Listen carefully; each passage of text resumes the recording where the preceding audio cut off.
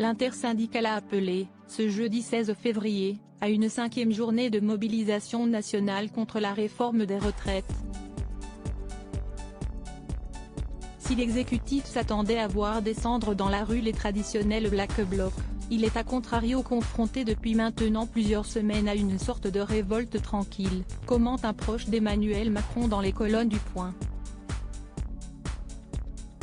Le privé est mobilisé, les industries agroalimentaires débrayent. Les cortèges sont très festifs, ça donne presque envie d'en être, confesse même un soutien historique du chef de l'État venu de la gauche à nos confrères.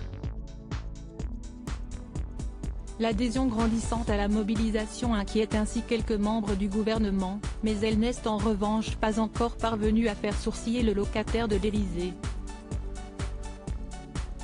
La bête a le cuir épais, et de plus en plus, clame ainsi l'entourage d'Emmanuel Macron.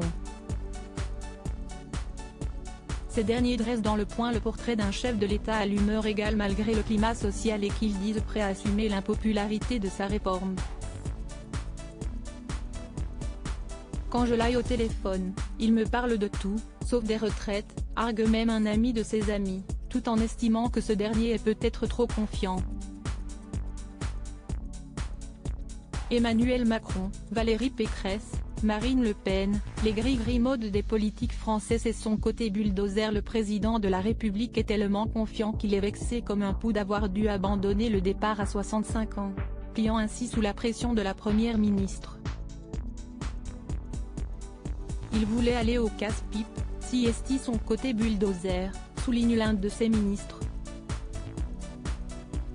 Si Emmanuel Macron a bien dû lâcher du lest, Elisabeth Borne s'est, en échange, engagée à se montrer inflexible sur la durée de cotisation, y compris pour les carrières longues.